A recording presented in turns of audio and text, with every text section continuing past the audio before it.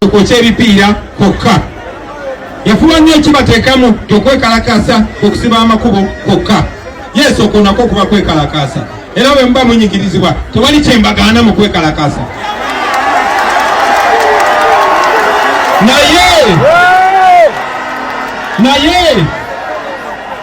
Naye kuno kwekalakasa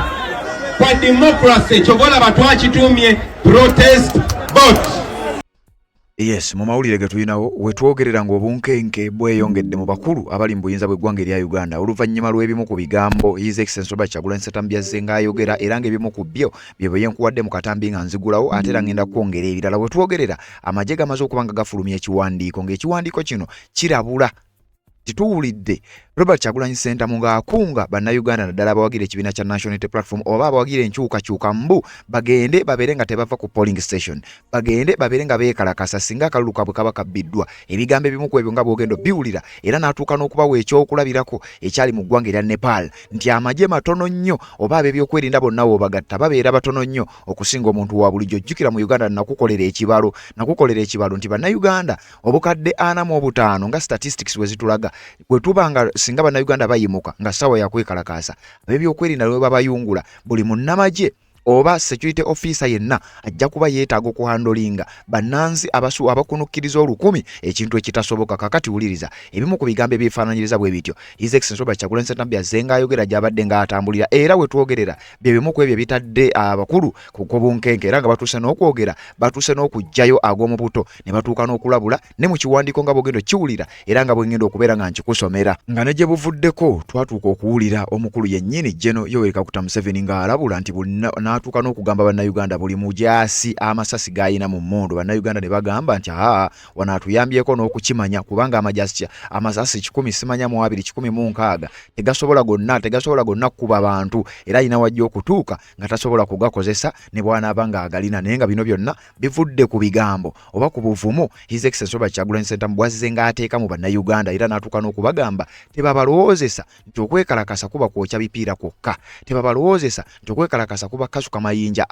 newankubadde sisobola kubeera nga mbibagaana wabula ng'abagamba ekyamazima okwekalakasa kuba kwa mirundi mingi nnyo era nga bwe mugenda okuba nga mukirabako. Kwokya ebipiira kwokka. Yafuba nnyo ekibateekamu okwekalakasa okusiba amakubo kwokka. Yesu okwo nakwo kuba kwekalakasa era bwe muba munyigirizibwa tewali kyembagaana mu kwekalakasa.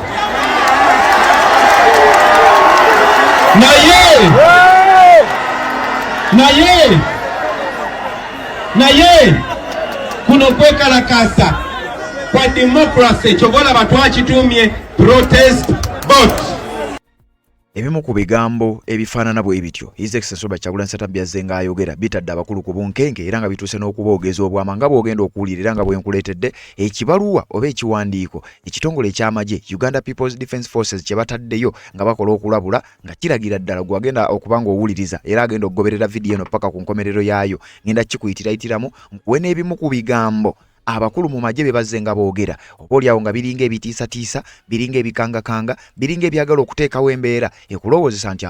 bino tebijja kusoboka. Kuleetedde agamu ku mawanga agazze gabeeramu ebintu ebifaanana bwe biti era nga mu bigambo Robert Kyagulanyi Ssentamu by'azze ng'ayogera era nga azze ng'agamba ne bannayuganda mugoberere nnyo era mwetegereze nnyo ekyali mu ggwanga lya Nepal. Wano mugende buli omu akebere ku TikTok ye teekamu ekigambo Nepal Revolution olabe ejjasa emyezi oba 2 oba gumu n'ekitundu oguyise olabe abaana bato bajenezi.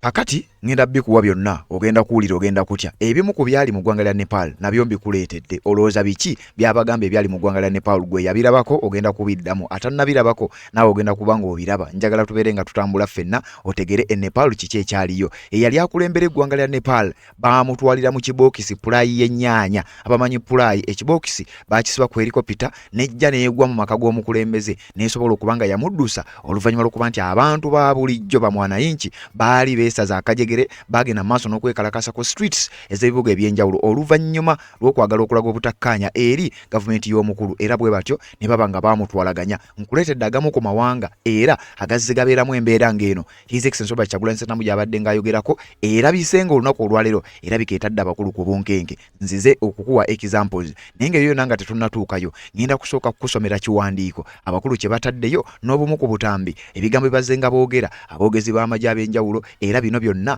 biba bivuddewa byonna ogenda kubiraba mu mboozi eno nkuleetedde kimu ku kimu nsonga ku nsonga byonna ngenda bikukwasaganyiza tubeere nga tutambula ennaku z'omwezi 28 mwezi gwa Desemba omwaka 2025 wasigadde ennaku nga 17 18 tubeere nga tutuuka ng'ennaku z'omwezi 15 omwezi gwa January okulonda omukulembeze w'eggwanga erya Uganda n'abalala besisuubira nti ba mugaso nnyo naye ng'ensonga enkulu kwe kulonda omukulembeze w'eggwanga byonna mbikuleetedde mu mboozi eno gye nkuleetedde ate n'abakubanga osubscribinga kikole tubeere nga tutambula ffenna bw'amaze genda mu comment section nga bulijjo ntera okukugamba nti teekayo obubaka bwo kubanga ku nkomerero eya updates zino tujja ne tuyitayita mu bubaka obwo ne tuba nga ate twebaza abajja nga muba nga mutambula naffe mu ngeri emu oba endala nyongera okwebaza abantu mwenna abayimiridde naffe naddala mu kaseera kano mwalabye kye bayita Uganda flag obunkenke bwegenda maaso n'okuba ng'eteekayo mwalabye okuva Robert Kyagulanyi Ssentamu yaduumira fulaga y'eggwanga bannayuganda butongera ogenda maaso n'okuba nga tugigula mwalabye obunkenke bwetandise okuba nga eteekawo kakati nyongera okukubiriza nyongera okwebaza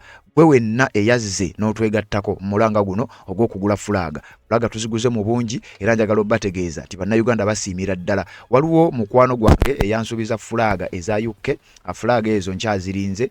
njagala onkubira essimu nti ozifunye tubeere nga tuzigatta kuziriwo naye nga fulaga za Uganda zino nyongera okwebaza mwenna abatwegasseeko okulaba nga tugula fulaga zino era mu bungi obw'ekika ekya waggulu nebaza abatuwadde fulaga enkalu nga gwogamba nze siina ssente ze ngenda bbawa naye ninawo wano fulaga bwe ziti mujje muzikime nyongera okubebaza mwenyongera ogenda maaso n'okuba nga ate mutuyita tubeere nga tuzikima naawe asobola okugaba fulaga yonna gy'osinzidde oba gy'osobola okusinzira ogenda maaso n'okuba nga okola ekyo kikole tubeere nga tutambulira ddala fulaga yafuuse fulaga kakati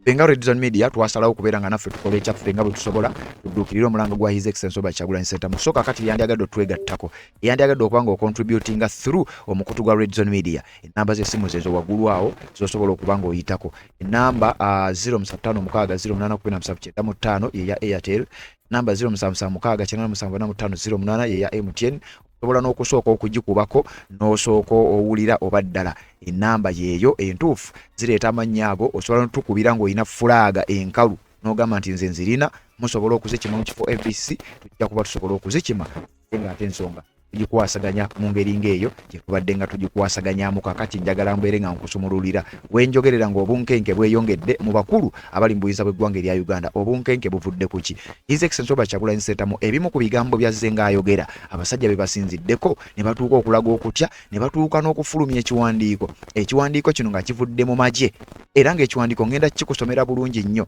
nkuweereko n'ebigambo ebizze nga byogerebwa ebimu ku bigambo Robert Kyagulanyi Ssentamu byazze ng'ayogera ng'ategeeza bannayuganda nti newe banaabatiisatiisa newe banaateekawo embeera nga Simon Byabakama tasobola nakubaako kyayogera ekyamazima abo abasajja bemulaba ab'ebyokwerinda batono nnyo ate nga n'abo abatono abamu ku bo bali ku sayidi y'abannayuganda abamu ku bo baagala enkyukakyuka ojjukira gwazze agoberera omukutu gwa Red Zone TV kulagako gye buvuddeko abamu ku b'ebyokwerinda nga bawandiika obubaka abamu ne babuteeka ku mikutu gyabwe abamu ne bawandiika obubaka ne bateekawo zikombati zaabwe ne balaga nti bannayuganda mugume ffenna tuli wamu nammwe kakati byenkuleetedde ebigambo ebitadde abakulu ku bunkenke ogenda biwulira ogenda kutya nga sinaba kubanga ngende eyo nga bulijjo tutera okugjawo akalango kamu ne tuba nga tutambula mu ngeri ey'ekimpowooze awatali nsonga yonna etutataaganya kanzije mbeere nga nkusumululira nga z'obufumbo olina omwami naye ng'akutawaanya olina omukyala ng'akutawaanya bajja ne bakwagalako ne bagenda gwe alina ebizibu mu byenfuna nga sente zikuyita mu ngalo wooteeka sente zifa bufi boowola tebazza gwe aloota ng'ogwa mu nnyanja gwe alumizibwa omutwe nga guganja okuwona naawe aloota ng'ebintu bikozesa ensonga z'obufumbo nina ekifo ku mugga awali amayinja wennyambululirako ebisiraani ekikwa ekifiiriza omudibo obutaganja obutaweebwa nzijanjaba abantu ab'enzikiriza zonna nsiŋŋaanibwa njeru ku lw'ejjinja gwanjagala kuba ku nnamba yange eyo naawe ali ewala ennyo yita ku WhatsApp. Yes, webale kubanga okyagoberera yonna gy'osinzira okubanga gy'otulabira naddala gw'atambula naffe ku mukutu ogwa Red Zone TV atanaba kubanga osubscribe tubeere nga tutambula ffenna kkirirako mu comment section teekayo obubaka bwo kubanga ku nkomerero ya update season tujja ne tuyitaayitako mu bubaka obwo tuba nga twogera ku nsonga ez'enjawulo ezo zennyini ze tuba tukuleetedde. Njagala kuba nga ntandika n'ebigambo by'ogenda okuwulira era nga bwe mbikuleetedde. Gye buvuddeko owulidde nga His Excellency Robert Kyagulanyi Ssentamu ng'ayogera era ng'ategeeza bannayuganda nti mugende mukebere, muteeke mu TikTok zammwe, mukebere nnyo ekigambo oba muteeke mu Nepal. Nepal lino ggwanga era nga lisangibwa eyo mu Asia. Nepal eyo waliyo okwekalakaasa era ng'okwekalakaasa kwali kw'abajenzi oba abavubuka mu ggwanga eryo. Ng'okwekalakaasa kuno kwatuuka okuwaliriza omukulembeze w'eggwanga eyali alikulembera okubeera nga yadduka era ng'okwekalakaasa kuno tekyawukana nnyo oba ensonga eyeekalakaasisa abantu bano teyawukana nnyo kweza ensonga engeri eggwanga erya Uganda gye lirabikamu. Bannansi mu ggwanga lya Nepal baalaba nga embeera esusse, abasajja babayisa bubi, effuga bbiri eyongedde, omukulu tayagala kuva mu buyinza kyokka ng'abantu bayisibwa mu mbeera embi. Bayiika ku nguudo z'ebibuga eby'enjawulo ne balaga obutali bumativu bwabwe era ng'ennaku z'omwezi 9 omwezi ogw'omwenda omwaka guno gwennyini 2025 waliwo okwekalakasa okwali sinziggu era ng'omukulembeze w'eggwanga Prime Minister ow'eggwanga eryamanyiddwa nga K.P. Sharma Oli yalabibwako ng'addusibwa. Bamuddusa mu helikopita nga bamuddusa ng'omubbi, wabula nga kino kyaddirira oluvannyuma lw'abantu okwekalakaasa. Kakati amagye, poliisi n'ebitongole byonna ebikuumaddembe byavaayo nnyo ne biyiwawo omubiri ne bakuba abantu emiggo, ne bakuba abantu omukka ogubalagala, ne bakola buli kikolobero, wabula bannansi nga balemeddeko era nga bagamba tetugenda kuzikiza era bwe batyo tebaazikiza. Embeera mu ggwanga lya Nepal yasigala ya bunkenke nnyo era omukulembeze w'eggwanga bw'atyo finally yamala yawunzika adduse mu ggwanga era nga n'okulizayininga yalizayininga. Mubano mugende buli omu akebere ku TikTok ye, teekamu ekigambo Nepal Revolution, olabe just emyezi oba ebiri oba gumu n'ekitundu oguyise, olabe abaana bato bajenesi emyaka 18, 19, 20 tebasukka 25 bwe bakyusiza ensi yaabwe. Musobola okukyusa ensi yammwe. Guno omukisa gwe tufunye gusinga ogw'Abasudaani, guno omukisa gwe tulina gusinga ogwa Nepal, guno omukisa gwe tulina gusinga revolution zonna. Lwaki? Kubanga amateeka gaffe nga bwe gali wadde bagavvuula galaga nti abantu bwe bavaayo mu bungi ne balonda ekintu ekyo kyekiba kirina obbaweebwa. Mbasaba tutandike bwe tuti. Okusookera ddala tukiririze mu protest vote. Protest vote etegeeza ki? Kuno si kwe kulonda okwa bulijjo baganda bange, nedda. Manyi bulungi nnyo nti mutuwagira nnyo era okweraliikirira kwamwe kuli nti Bobi ozze wano tugenda kuwa obululu, Uganda yena egenda kuwa obululu naye bagenda kubba kuba Museveni bwakola mu kulonda kwa Museveni. Okay, bagenda kuwuliriza, bagenda kola kampeyini bakukkiriza otambule batuuke mu makati ga kampeyini bafuneyo akantu kebekwasa batirimbule abantu. Twafunye da information tibaagala okutuuka ng'omwezi gumu ogujja mu maaso bakoleyo akabuyaawo batte abantu nga bwe bakola mu 2020 batemule abaana ba Buganda, abaana ba Uganda babatemule babatiisetiise muleme kuyimirira ku kyemukiririzaamu. Ekyo tukimanyi. Era bajje Bobi Wine bamukwate bamusibe, bajjeko amasanyalaze, bajjeko intaneti, balangire bye balangirira. Si byakola bulijjo. Olwaleero biralamu. Olwaleero biralamu. Luli baali beekwasa COVID, kati waliwo COVID. Kati waliwo COVID. Bannange ekya Museveni okuba ng'akakiiko k'amaanyi by'Abakama kanzikiriza ne nominatinga si kuba nti ayagala. Twatwala emikono nga tukubisizaamu emirundi 10 naye mwabawulira bagamba emikono tegiweze. Baali tebayagala kunominatinga, banominatinga kuba baali tebasobola butanominatinga. Emirundi gyonna gye bansibye babeera tebaagala kunta naye banta kuba tebasobola butanta. Bonna campaign team gye nali naye 2 omuli bamachete babakwata bakyali mu kkomero olunaku lwaleero. Nti bakola ki? Bakolagana ne Bobi Wine omuyekera, naye omuyekera yayimiridde wano nga tebannaba kunkwata.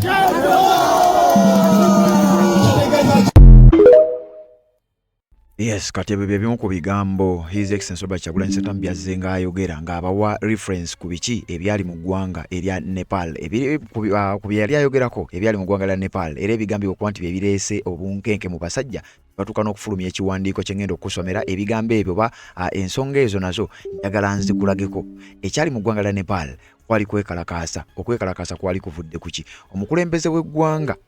wano mu ggwanga lya Nepal abeera Prime Minister amanyiddwa nga K.P. Sharma Oli yaddira eggwanga n'alifugira mu mbeera oba n'alissa mu nkwawa ze. Kakati no mu ggwanga erya Nepal bannansi ne bagamba nti bino tetujja kubikkiriza. Njagala nkubuulire kyolaba mu ggwanga erya Uganda naddala gwakkiriza mu nkyukakyuka kyekyo kyennyininyini ekyali mu ggwanga erya Nepal. Wuliriza, kigambibwa nti mu ggwanga lya Nepal ng'okwekalakasa kutandiikiriza waaliwo kye bayita social media ban.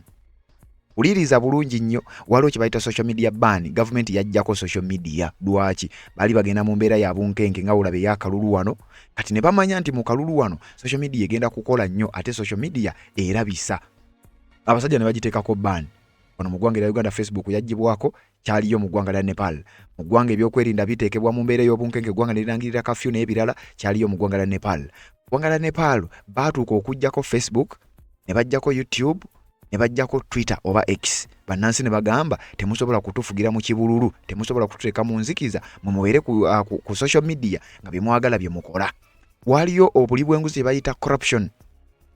Bannansi kye baatuuma Nepo Kids campaign nga mu ggwanga erya Nepal bannansi bali mu mbeera ya bwavu, bali mu mbeera mbi kyokka nga bakulu abali mu buyinza abaana baabwe bali mu masomero ga bbeeyi, babeera mu mbeera ya kweyagala. Kakati kino kye baatuuma Nepal Kids era nga campaign eyo yatambula nnyo. Waliwo kye bayita violent crackdown, abantu 19 baakubibwa amasasi mu kwekalakasa okwali okw'ekimpowooze. Bino bye byanyiiza abantu, bagamba nti kakati we bituuse leka twekalakasize ddala ebyaddala omukulembeze twagala beere ng'olizayininga. Mu kusooka baalina ensonga ndala ez'abasindika okwekalakaasa, wabula oluvannyuma lw'okuba nti ekitta abantu kyatandika, bannansi ne batandika okufa mu ngeri etategerekeka. Ddala abo abaali bakulembeddemu okwekalakaasa, abantu ne bagamba kati tetugenda kubikkiriza, twagala twekalakasize ddala. Kati mututegeere era njagala okutegeeza kyali mu ggwanga lya Nepal tekyali tekirabwangako mu ggwanga eryo, kubanga ensi yali ekimanyi bulungi nnyo nti bannansi mu ggwanga lya Nepal batiitiizi nnyo.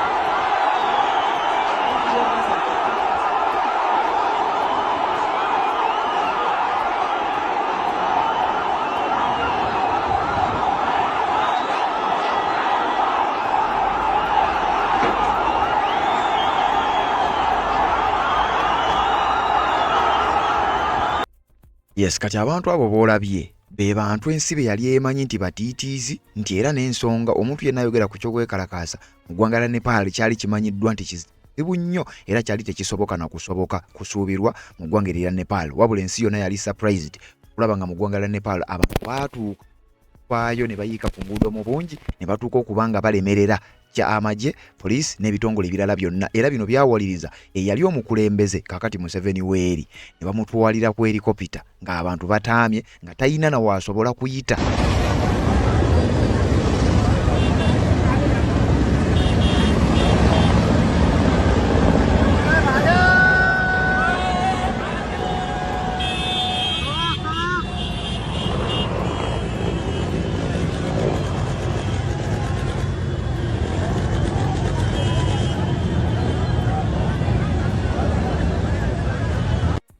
Kakati ekyo kyolabye yali president nga gwe baddusa era baamukukusiza mu kyoyinza okuyita pulayi y'ennyaanya.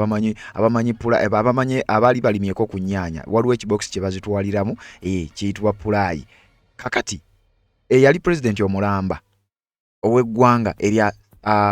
Nepal bwatyo yengeri gye yatwalibwamu okutuuka omutwala bwe batyo abantu baali bataamye nga ne bwagamba nti bamuteekeko ebyokwerinda ebifaanana bitya yali tasobola kubayitako yali talina waasobola kuyita kubeera nga adduka mu ggwanga lya Nepal kubanga ye option yokka gye yali asigaza yakudduka wabula nga talina wa waakuyita kakati ekyatuusa embeera eyo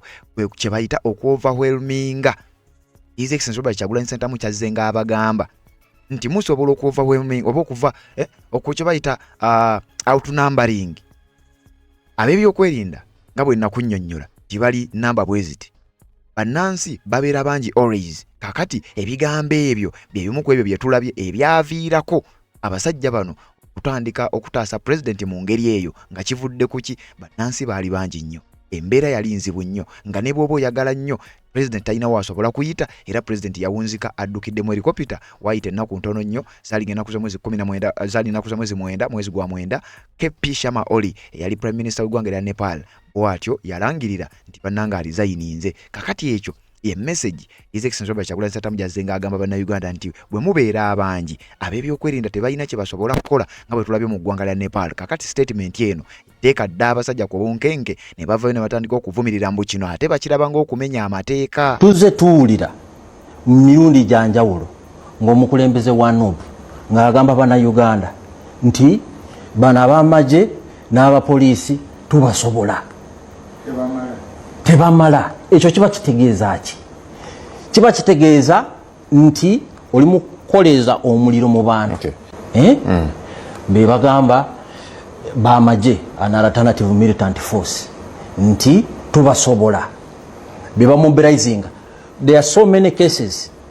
where police officers have been assaulted. Kati ku abeokwerinda ku lunaku olwo bayina emundu bayina tear gas bayina n'embooko kiki bandi badde bakozesa non-lethal and most effective. Bw'ogenda kulaba nti wadde embooko erabika bubi naye ono mpozi gwenda okuwulira nti waliwo omuntu ayafudde naye tusobola kutegeera kiki yafudde naye teri yafa teri yamenyeka but the situation was contained. But even after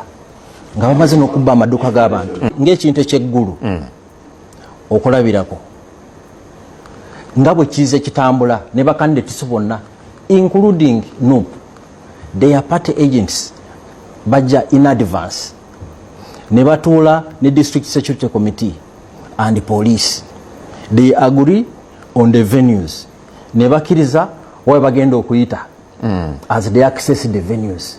and the security forces deploy accordingly for the reason of jenvo okunyonyola nti waliyo n'abalala batali mu byobufuzi naye n'ebyabwe birina okukola ki kusigala nga bitambula naye kye tuze tulaba intake and it's on the record you can verify n'abakulu abalala bali wano eggulu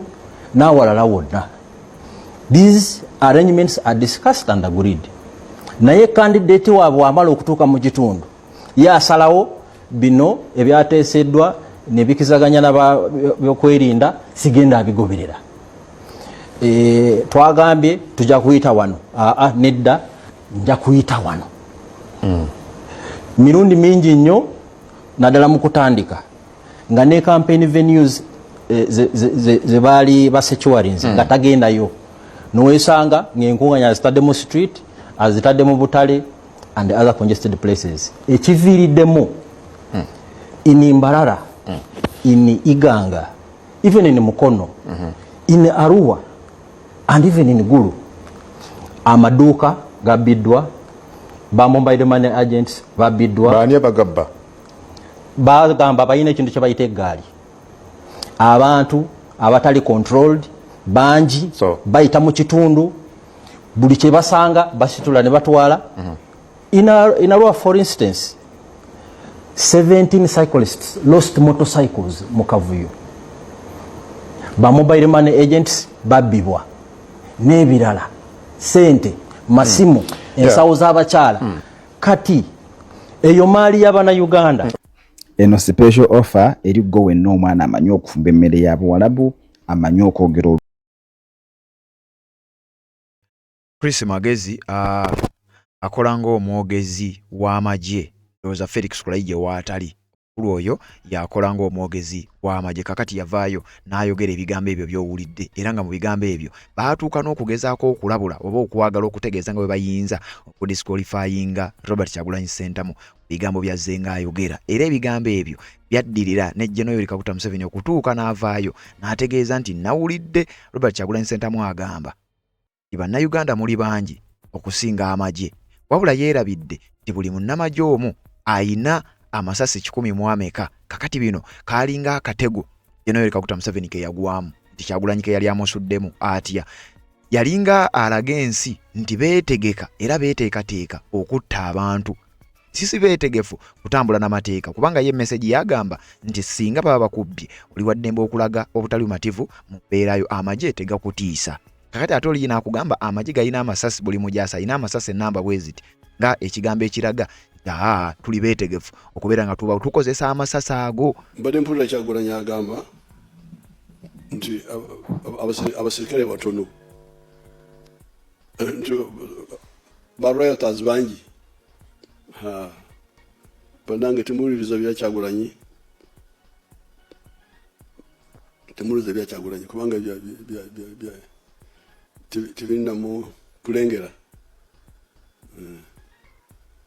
kubanga buli muserikale omu alina amasasi 12 kati ekibala ekyo bw'ogamba nti bariotas bangi sooka obala amasasi g'abaserikale ojja oyogere ku namba. It's not a number, it is okugoberera ebiragiro. Nolwekyo timweraliikirira mwena mugende mulonde tewagenda kutabula Uganda taliiwo. Wano ng'agezaako okulaga nti buli mujaasi ng'alina amasasi 12 nti ebisigadde toyina nsonga toyina ngeri gy'oyinza bimugambamu wabula ng'ate ne bannayuganda bakugamba nti ne bwe baba abajaasi ng'omujaasi omu ayina amasasi ago gonna twagala bategeeza ayina moment wasobola okutuuka tegasobola kukola era His Excellency Robert Kyagulanyi Ssentamu wanaavuddeyo nnyo n'alabula era nga message yasinze okutambula nti gwe kola ekintu kimu genda ku polling station kino kye bayita protest vote kirimu bino nga bwe nzembe kugamba kikanoonye genda mu campaign zikube abantu bannyonnyole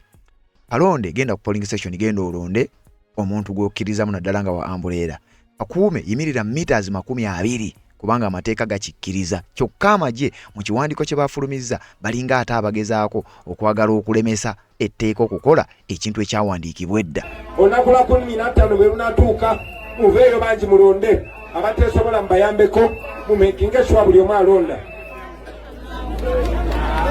Bwe mumala okulonda temuvaawo bamaama bataata temuvaawo bakwonona beiso byayogera ebyekiwumba tutu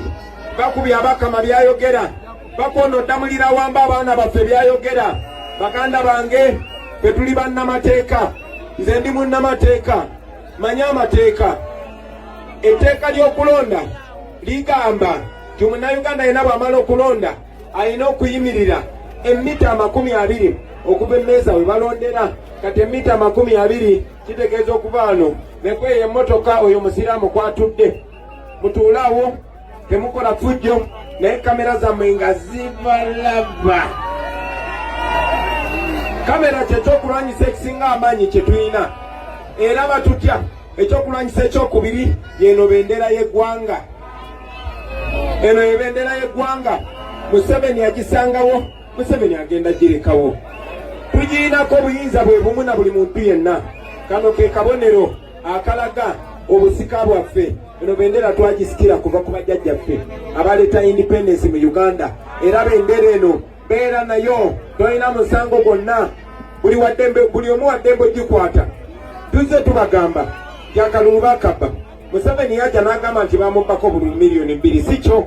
buli omu akayana nti bamubbako obululu naffe tukayana kati bwe tuba ffenna tukayana nti babba obululu kati tumukuume ffenna tubeerewo kati gwe mwami byabakama bw'oba ogamba nti tuleme kuuma akalulu ate nga ffe tugamba gwe wabba akalulu kaffe oŋŋamba otya nti omubbi gwe mmanyi nti mubbi aŋŋamba nti toggalawo nnyumba yo ye yajja obbikuumira. Message eyo teyina tteeka lyemenya era message ekubiriza munnayuganda okugoberera amateeka nti amateeka gagamba omala okulonda oli wa ddembe okuyimirira meters 20 okuva we walondebwa n'oba ng'osobola okulaba engeri akaluluko gye kabalibwa koolonze k'omaze okulonda era ng'ekyo kikkirizibwa mu mateeka wabula kyewuunyisa abasinga obukulu kye basinze okutya era kino kyalese n'entalo oba olutalo lw'ebigambo mu basumba kati kano sooka okalabe then nzija nkusomera ekiwandiiko abakulu kye bataddeyo nga balinga ate abalabula tekikkirizibwa wulira. You are just stupid. How can you compare the value of your life and the paper? Tovaawo okuuma akapapula n'empewo keesobola okutwala. Kati akange nina kamu omanyi value y'akalulu kange bwe yenkana kati ate okabbe kyenva njagala nteeke wali kamwasa jjute ntunule butunuzi obubokisi nga bwe butambula. Omuntu akadde yawedde yakugamba tova we balondedde nga ye bw'asigala obw'afaafiirwa ki naye gwe tolina kye waatadde mu nsi. Si buli mukadde ayogera nti aba ayogedde magezi n'abasiru bakaddiwa. Abafere b'omu kibuga mulimu abafere nga bakadde. Kalulu bakaveeko tukeekuumire batulye halaali oba naffe tubalye halaali. Abakulu abakwata ebyokulwanyisa bakugambye genda olonde bw'omala okulonda ddayo eka naye ne bakubuulira nti bw'onooba tozzeeyo bagenda kukozesa buli kyakulwanyisa ekiri mu buyinza bwabwe okulabika nti bakuzaayo. Simanyawo oba oddaka. Akalulu mukaggyemu omusaayi bandi okuba abantu omuntu n'atiri ku musaayi twalina ekiwundu ku mutwe tuli gunjukira wa ye tulivaamu ddi amagezi agategeera ne tukolayo ebintu nga tibiriimu kwetema na birala. Omusaayi gw'abantu ne guyiika ogwenkaniddeawo. Kale singa twamanya ffe tumanyi tutegedde tulina amatu tuwulira information eyita mu buli kasonda. Buli muntu akugamba londodde eka akugamba londodde eka akugamba ebyokulwanyisa bene biri mu disposal ye ajja bikozesa akugamba toddaka takula.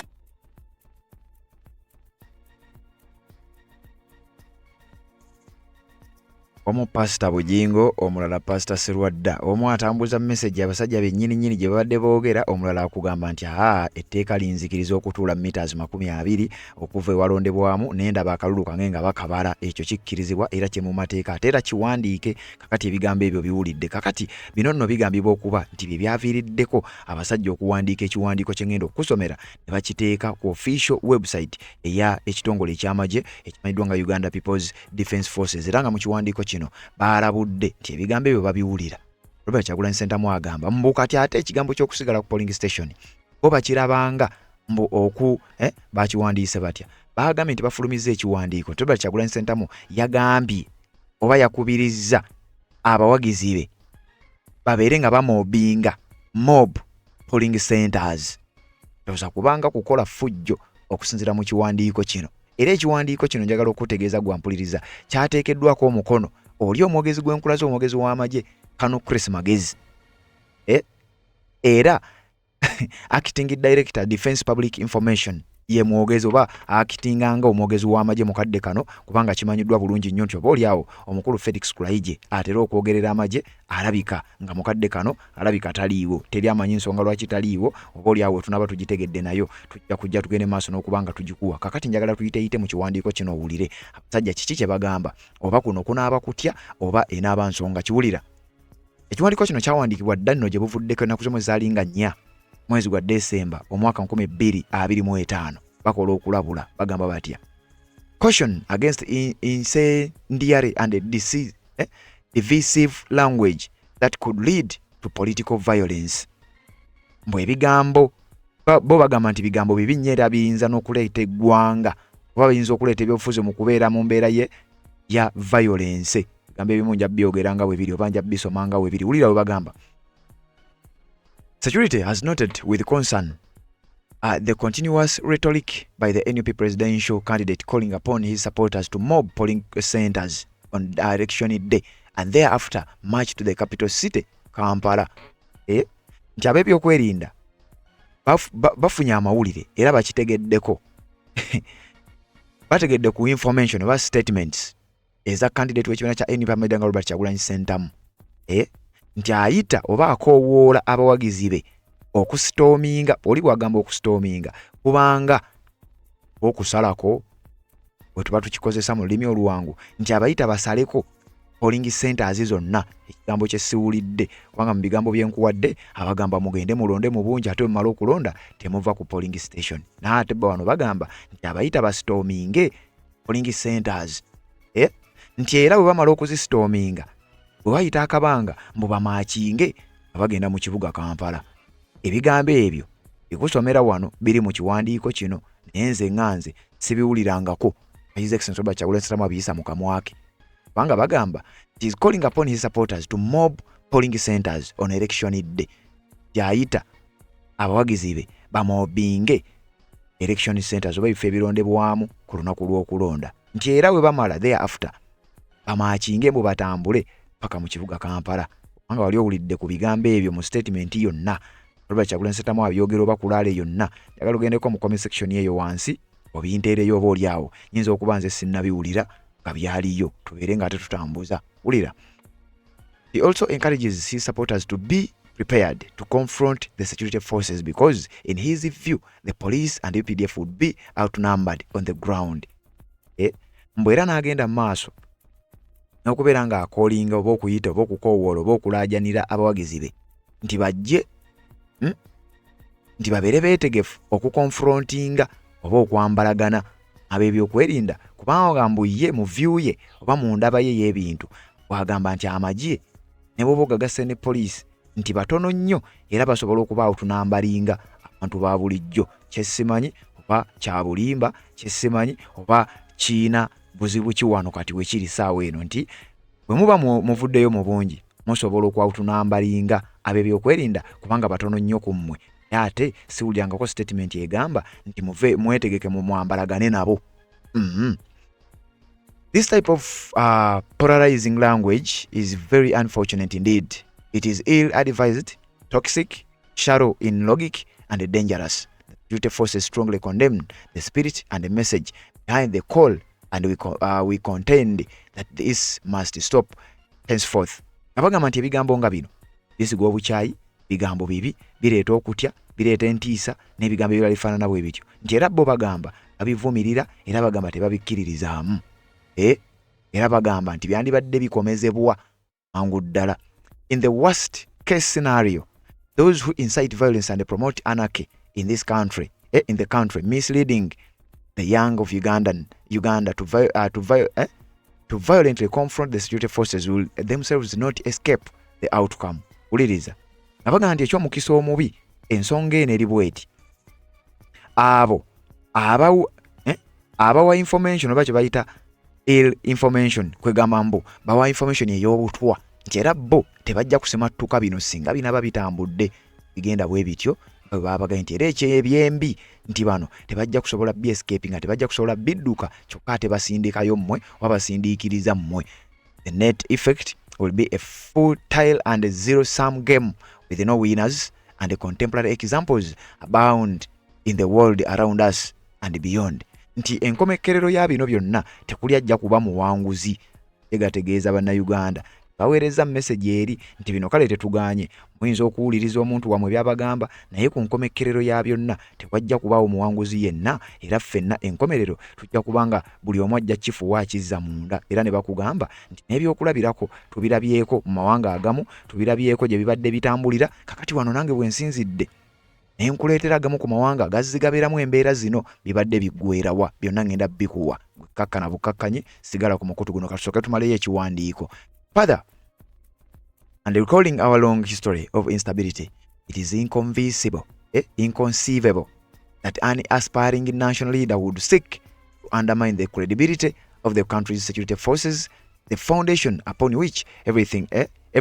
else thrives. Uliriza. Omuntu ayagala obukulembeze bw'eggwanga lwaki adiscreditinga oba lwaki akakkanya oba okuzalawa oba okusiiga ekifaananyi nti amagye oba oliawo tegalina kye gasobola kukola nti yandibadde awaana mawaane amagye g'eggwanga lyayagala okukulembera yandibadde agawaana buwaanyi so yandibadde tabategeeza tegalina kye gasobola kukola naddala mu mbeera nga zino kakati abakulu we bagezaako okugenda mu maaso n'okubeera nga bategeeza kulira mu kiwandiiko wano the country's armed forces and the Uganda People's Defence Forces in particular are highly capable, organized and proficient and lethal. There is no threat we cannot deal with, and it will be very bad news for those who do not heed the warnings. Waliriza wanonga agamba nti amagye ag'eggwanga erya Uganda oba ebyokwerinda by'eggwanga erya Uganda naddala amagye okusingira ddala bagezaako okulaga nti bamalirivu bali well prepared ate era balina obusobozi obusobola okweŋŋanga embeera yonna mbwe era basaasidde nnyo omuntu ataawulirize kulabulwa kuno okugenda maaso n'okuba nga kukolebwa bakugamba balina obusobozi okugenda maaso n'okuba nga bweŋŋanga embeera yonna oba oliawo ebigambo ebyo nti ebikola okulabula oba okulabula mwandibadde bagezi nnyo ne muba nga muwuliriza okulabula kwe bagenda maaso n'okuba nga babawa nti oba oliawo eggwanga oba amagye gano galina obusobozi okugenda maaso n'okuba nga gakola kyonna kye gasobola okulwanagana n'ekintu kyonna wuliriza. If the NUP leader is in doubt about the capabilities of our armed forces, he should consult the Al-Shabaab in Somalia, the ADF and the Codeco in the Democratic Republic of Congo, or Joseph Kony and his defunct LRA in CAR over Central African Republic, as well as other violent and negative groups in the region. Uliriza nno wano kiwandiiko kino bwe kibanga kiri credible era bwe kibanga ddala abamagye be baakikoze kandibanga kano kwandibanga kuno kutiisa kubanga wulira mu statement eno nti bw'abanga president w'ekibiina kya NUP azalawa era ng'alagira ddala nti amagye tegalina kye gasobola kukola abuuzeeko oba Al-Shabaab Somalia kye tuwa bakola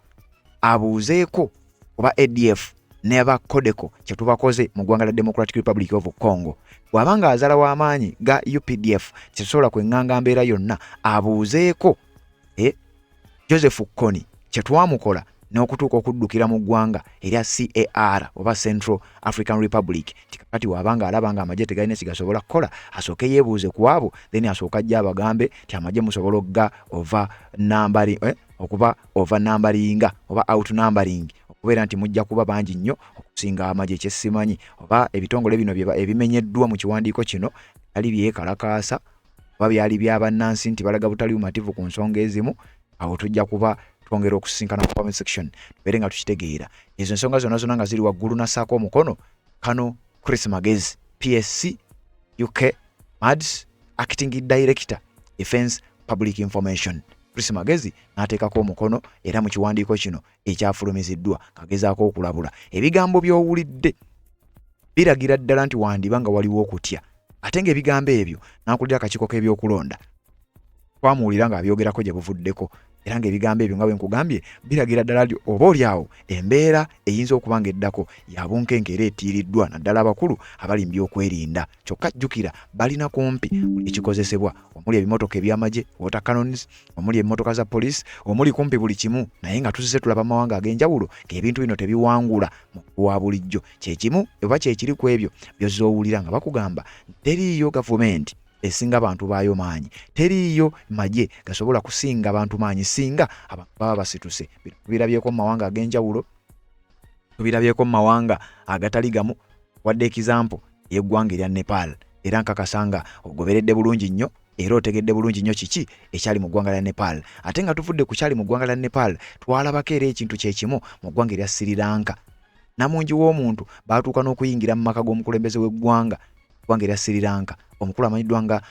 Rajapaksa n'atuuka okudduka namungi w'omuntu ayingidde mu maka agandibadde ag'omukulembeze w'eggwanga ekintu ekyali tekitera kulabwako era ng'okuva olwo ekintu kino kyatandika okugenda nga kikoppebwa mu mawanga ag'enjawulo kati kirowoozebwa okuba nti abakulu bano bwe kuba nga kubadde kutya kyandibanga kino kye batidde oba oliawo nti singa ne mu Uganda kiba kizize ekyamazima kiyinza okukyusa olugero kiyinza okuba ebigambo biyinza okukyuka ne biba birala era embeera eddako eyinza okuba nga tejja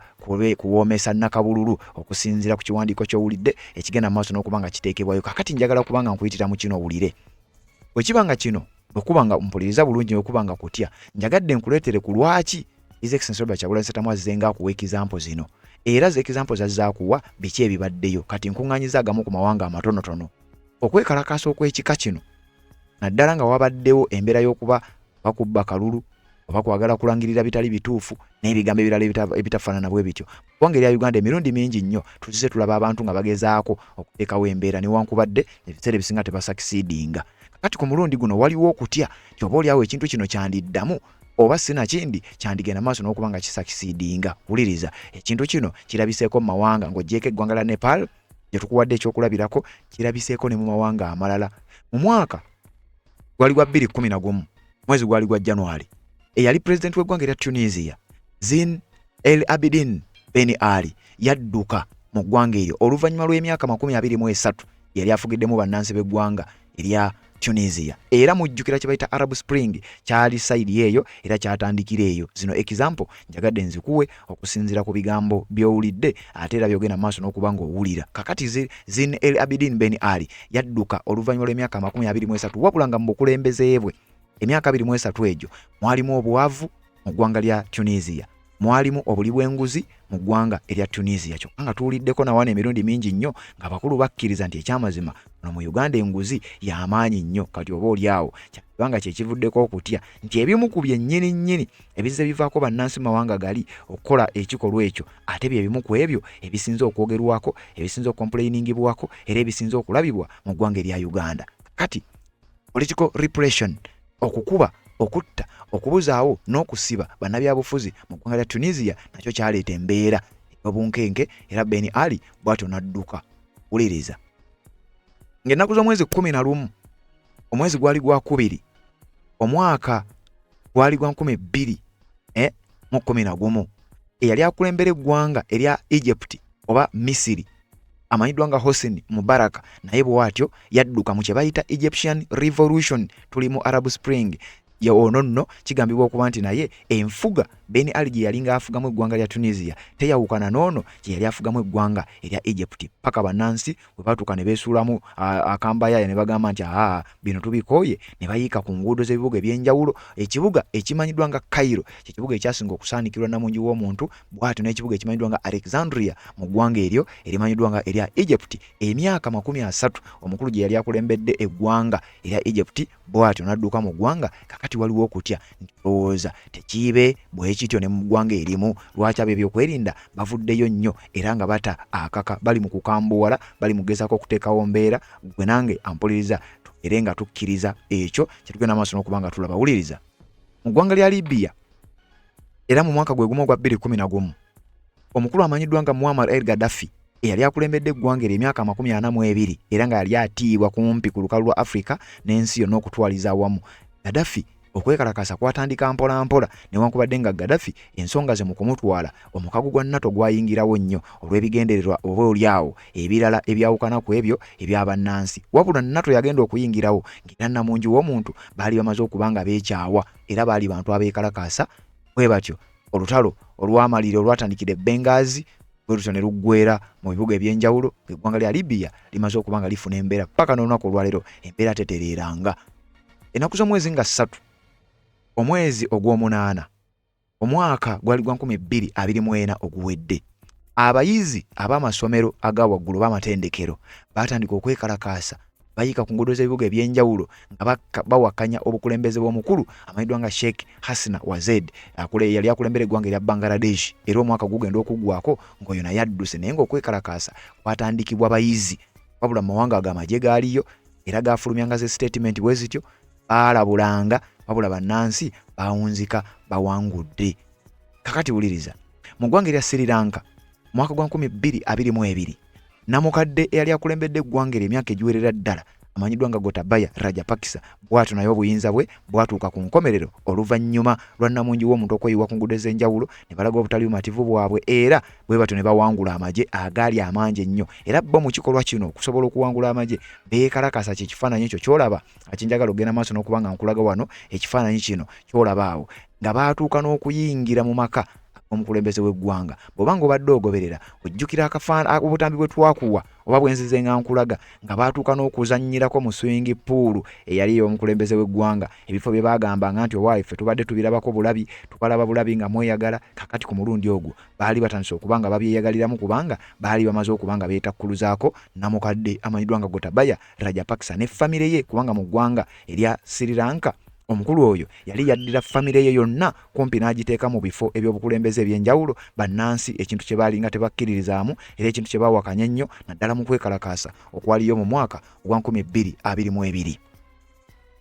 waliyo okwekalakaasa okumanyiddwa nga People Power Revolution oba Edisa Revolution kyali mu mwezi gwa 2 mu mwaka gwa 1986 mu budde bwe bumu nga General Kaguta Museveni alayira ng'omukulembeze w'eggwanga erya Uganda nga yakawamba kyokka ngeri mu ggwanga erya Philippines bannansi nga balaga butali mativu bwabwe era omukulu amanyiddwa nga Ferdinand Marcos ne mukyala we baali bamaze okuba nga badduka mu ggwanga erya Philippines eyo yali 1986 mu mwezi gwa 2 mu ggwanga erya Nepal mu katambi k'owulidde ng'omukulu akaweerako ekizampo ekimu ku bitadde abantu ku bonkenke ekali recent mwanga Nepal gubadde mwaka guno gwennyini gwe tulimu ogwa 2025 kino kyenjogerako era kyengenda maaso n'okubanga nkujjukiza kyaliwo nnaku z'omwezi nga 9 omwezi gwa 9 omwaka 2025 n'emyezi 6 teginnawera eyali Prime Minister KP Sharma Oli yarizayininga oluvannyuma lw'ebyo bye nakunnyonnyodde kuba sayidi yono naginnyonnyodde bulungi nnyo sijja kugigendamu nkakasanga bw'oba obadde ogoberera ogitegedde bulungi nnyo kakati ekyo oba oli awo kigambibwa okuba nti kyandibanga kyekiviiriddeko abakulu ogenda maaso n'okuyisa wooningi eyo oba ogenda maaso n'okuteekawo embeera y'obunkenke oba okulaga okutya eri kiki ekiyinza okuddako mu ggwanga erya Uganda singa ebintu bitambula oba oli awo nga bwe bitambula omukutu oli ku gwa Red Zone TV webale kubanga okyagoberera najjo osinzira okubanga gy'otulabira atanaba kubanga osubscribinga kikole tubeere nga ate tutambula ffenna kakati nnyongera okujjukiza era n'okwebaza mu mwenna abajja ne mubanga mutwegattako ku mulanga guno ogw'okugula fulaga bannange zikyagulibwa kubanga program ekyagenda mu maaso n'okubeera nga etambula so kakati gw'ayagala okubanga otwegattako naawe ku mulanga guno nnyongera okujjukiza nti ennamba z'essimu zeezo olabaawo 0756089795 ne 077698 0776987508 ensonga zino zikyatambulira ddala kubanga n'okutambula kw'omukulembeze w'eggwanga kukyagenda mu maaso enkya ng'ennaku z'omwezi 9 olwaleero nga 28 kuwummulamu enkya nga 9 agenda kubeera mu bitundu by'e Kalungu mumanyi ekiyo era e Kalungu ewa Kiruuruuta Nkerettanyi Junior His Excellency Robert Kyagulanyi Ssentamu gy'agenda okubeera aggula akalulu kati ate era olunava Kalungu agenda kwolekera e Bukomansimbi era eyo nayo agenda kubeera lunaku lwanca ennaku z'omwezi nga 29 omwezi gwa Desemba mwaka 2025 wasigadde ennaku oza ziringa 18 17 luka nga 15 mwezi gwa January lunaku gwokulonda so mbakubiriza nange wano tuleke nga tugenda mu bungi era n'abagula flag bannengwe mweyongere ayagala okontributinga ng'oyita ku mukutu kuno ennamba zeezo zojja okuba ng'oyitako ne tuba nga ate tuwuliziganya mu ngeri emu oba endala genda mu comment section tekayo obubaka bwo mu updates eziddako yakujja n'obubaka obwo nga tubuyitayitamu nga bwe tutambuza ensonga ez'enjawulo kanzije tubeere nga tuwuliziganya ate mu updates ezigenda okuba nga ziddako kubanga amawulire gakyali mangi nnyo updates zikyali nnyingi nnyo ate nga weetuli ogenda maaso n'okubanga akuba oli awo gwagoberera omukutu ogwa Red Zone TV nga z'obufumbo olina omwami naye ng'akutawanya olina omukyala ng'akutawanya bajja ne bakwagalako ne bagenda gwe alina ebizibu mu byenfuna nga sente zikuyita mu ngalo wooteeka sente zifa bufi b'owola tebazza gwe aloota ng'ogwa mu nnyanja gwe alumizibwa omutwe nga guganja okuwona naawe aloota ng'ebintu bikozesa ensonga z'obufumbo nina ekifo ku mugga awali amayinja wennyambulirako ebisiraani ekikwa ekifiiriza omudibo obutaganja obutaweebwa nzijanjaba abantu ab'enzikiriza zonna nsiŋŋaanibwa njeru ku lw'ejjinja gwanjagala kuba ku nnamba yange eyo naawe ali ewala ennyo yita ku WhatsApp